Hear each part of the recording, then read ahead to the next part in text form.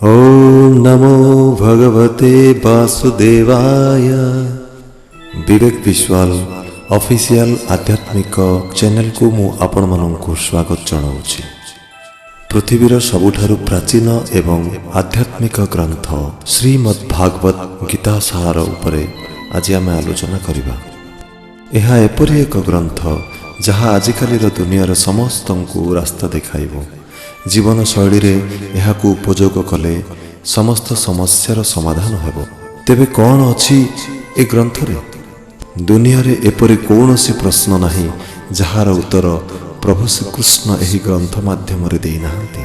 प्रभु श्रीकृष्ण अर्जुनंकर समस्त शंका चिंता और प्रश्नर उत्तर दैछन्ति एवं तत्संगे संगे प्रति मनुष्यर समस्यार समाधान मध्य एही ग्रंथ रे लिपिबद्ध करा जायछि।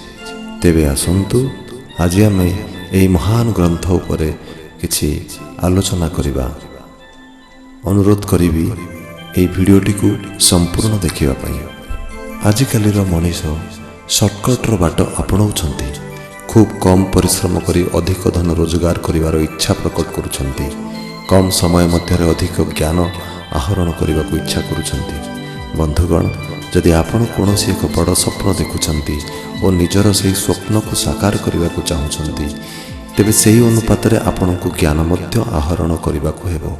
सेतिकी परिश्रम मध्य करने को हेबो। श्रीमद् भागवत गीता हेउछि एक पुण्य ग्रंथ जेउथिरे संसार रे बंचिबार उपाय वर्णित होइछि। संसार रे मनीष बंचिबार शैली, कौन आवश्यक कौन अनावश्यक, समस्त समस्यार समाधान, शांति पाइबार उपाय, समस्त वैज्ञानिक उद्भावनर बाट इत्यादि संपर्क रे काहे केते जुगरु भगवान श्रीकृष्ण सखा अर्जुन को कुरुक्षेत्र रे कहिथिले, ताहा आज मध्य कामरे लागुछि। एही पुण्य श्रीमद् भागवत गीता हेउछि एक महान ग्रंथ जहाँ भगवान मुख निःसृत बाणी अटे, जहाँ को पढ़ी और बुझी ए पृथ्वीर महान सन्थ और महापुरुष माने निज जीवनर गतिपथ बदलाई पारिथिले। भगवान श्रीकृष्ण एहा मध्य कहिथिले जे एही ज्ञान को काहाकू बाध्यतारे देव नाही। जिए एहाकू मन देई सुनिबो एवं निज जीवनर प्रतिटी मुहूर्त रे एहाकू कामरे लगाइबो, से निश्चित एहार फल पाइबो। आपण माने एहाकू ध्यानर सहित सुनंतु एवं निज जीवन रे थिबा समस्या सहित जोड़ी तार समाधान करंतु, निश्चित समाधान पाइबे। जीवनर समस्त समस्यार समाधान एही ग्रंथर श्लोक आकार लिपिबद्ध रहिछि। कारण एहा हेउछि प्रभुंकर समस्त जीवमानंक पई मुख निःसृत बाणी। आपणकर भविष्यतर लक्ष्य केमिति पूरण हेबो, सकारात्मक चिंताधारा केमिति जागृत हेबो, प्रकृत आनंद कौन, समस्या जेते बड़ हेउ ना काहेकि एहार समाधान केमिति हेबो, बंधनरु मुक्त केमिति हेबो, परिश्रम केमिति करा जाए, मु किए, बंचिबार सठिक प्रणाली कौन, पुनर्जन्म कौन सतरे हुए, सतरे भगवान कौन अछंती, आउ जदि अछंती तेबे कोउठी अछंती, ए समस्त प्रश्नर उत्तर एही ग्रंथ रे रहिछि। आजिकालीर जुगोपयोगी व्यवसायी, कर्मयोगी, गृहस्थ एवं छात्र हिसाब रे निज जीवन रे एहाकू केमिति व्यवहार रे लगैबे से कथा एही भिडियो रे वर्णित हेउछि।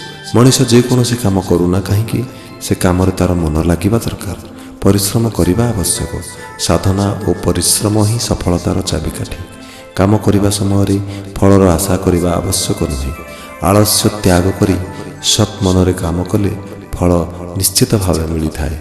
ए पृथ्वी रे मनुष्य करुथिबा समस्त कर्मर फल निश्चय मिले। भल कामर फल भल मिले और खराब कामर फल खराब आकार रे ही मिली थाए। गीता रे एक श्लोक लेखा अछि, कर्मण्ये बाधिकारस्ते मा फलेषु कदाचन। छात्र माने पाठ पढ़ा को निजर तपस्या भावे मन करिबा उचित। आलस्य त्याग करी मन लगाई पाठ पढ़िले निश्चिंत फल मिले। सेहीपरि व्यवसाय माने सत्मार्ग रे दुर्नीति निवृत्त रही समभावापन्न भावे समस्त ग्राहकों को ईश्वर रूपे तुलना करी और निज काम रे मन देई व्यवसाय करिबा उचित। दिन सारा मिलुथुबा अर्थरु 60% मूल जमा, 5% दान धर्म, 15% संचय एवं 20% निजर खर्च रे लगाइबा उचित। एपरि कले जड़े व्यवसायी निश्चित भावे सफल हुअन्ति। ସେହିପରି ଯେକୌଣସି କୌଳିକ ବୃତ୍ତି କରୁଥିବା ବ୍ୟକ୍ତି ନିଜର ବୃତ୍ତିକର୍ମ ସତ୍ ଉପାୟରେ କରିବା ଉଚିତ। ଲୋଭ, ହିଂସା, ଅହଙ୍କାର, ମିଥ୍ୟା, ଦୁର୍ନୀତି, ପରଶ୍ରୀକାତରତା ଇତ୍ୟାଦି ମଣିଷକୁ ଧନବାନ ତ କରାଇଥାଏ, କିନ୍ତୁ ଧନମୋହ ଓ ଅହଙ୍କାରରେ ଅନ୍ଧ କରି ଜୀବନକୁ ଅନ୍ଧକାରମୟ କରିଦେଇଥାଏ। ମଣିଷ ମୋହମାୟାରେ ପଡ଼ି ଛଟପଟ ହୁଏ ଓ ମୃତ୍ୟୁ ପରେ ନର୍କଗାମୀ ହୁଏ ଅଥବା ବାରମ୍ବାର ବିଭିନ୍ନ ଯୋନିରେ ଜନ୍ମ ନେଇ ଏହି ମର୍ତ୍ତ୍ୟ ଲୋକରେ ଦୁଃଖ କଷ୍ଟ ଭୋଗିଥାଏ। କିନ୍ତୁ ସତ୍କର୍ମ କରିଥିବା ବ୍ୟକ୍ତି ମୃତ୍ୟୁ ପଶ୍ଚାତ୍ ପରମାତ୍ମାଙ୍କଠାରେ ଲୀନ ହୋଇ ବୈକୁଣ୍ଠ ପ୍ରାପ୍ତି କରିଥାଏ। କାମ, କ୍ରୋଧ, ଲୋଭ, ମୋହ ଇତ୍ୟାଦି ମଣିଷର ବଡ଼ ଶତ୍ରୁ ଅଟନ୍ତି, ଯାହାଦ୍ୱାରା ମଣିଷ ବିପଦଗାମୀ ହୋଇଥାଏ। ଦୁଃଖ ସମୟରେ ବିଚଳିତ ନ ହୋଇ ଏବଂ ସୁଖ ସମୟରେ ଅତ୍ୟନ୍ତ ଆତ୍ମହରା ନ ହୋଇ ଧୈର୍ଯ୍ୟର ସହିତ ଓ ସ୍ଥିରତାର ସହିତ ଜୀବନଯାପନ କରିବା ହିଁ ପ୍ରକୃତ ମଣିଷର ଧର୍ମ ଅଟେ।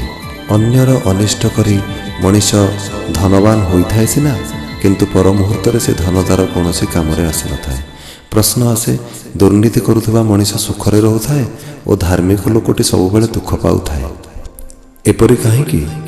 ଏହାର ଉତ୍ତରରେ ଭଗବାନ କୁହନ୍ତି, ଏ ସଂସାରର ତାମସିକ ସୁଖ ପ୍ରକୃତ ସୁଖ ନୁହେଁ। ଟଙ୍କା ଦ୍ୱାରା ତୁମେ ତୁଳିତଳ୍ପ ସେଜ ତ କିଣି ଯାଇପାର, କିନ୍ତୁ ଭଲ ନିଦ ନୁହେଁ। ପଞ୍ଚତାରକା ହୋଟେଲର ସୁସ୍ୱାଦୁ ଖାଦ୍ୟ କିଣାଯାଇପାରେ, କିନ୍ତୁ ଭୋକ ନୁହେଁ। ଦାମୀ ଔଷଧ ମିଳିପାରେ, କିନ୍ତୁ ଜୀବନ ନୁହେଁ।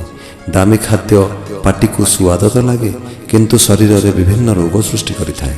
ବିଳାସ ବ୍ୟସନ ଶରୀରକୁ ଲାଞ୍ଚୁଆ କରେ, ଶରୀରର ରୋଗ ପ୍ରତିରୋଧକ ଶକ୍ତି ହ୍ରାସ କରିଥାଏ। କିନ୍ତୁ ସାତ୍ତ୍ୱିକ ଆହାର ମଣିଷକୁ ସକାରାତ୍ମକ ଉର୍ଜା ପ୍ରଦାନ କରିବା ସହିତ ଦୀର୍ଘାୟୁ କରିଥାଏ ଏବଂ ରୋଗନାଶ ମଧ୍ୟ କରିଥାଏ।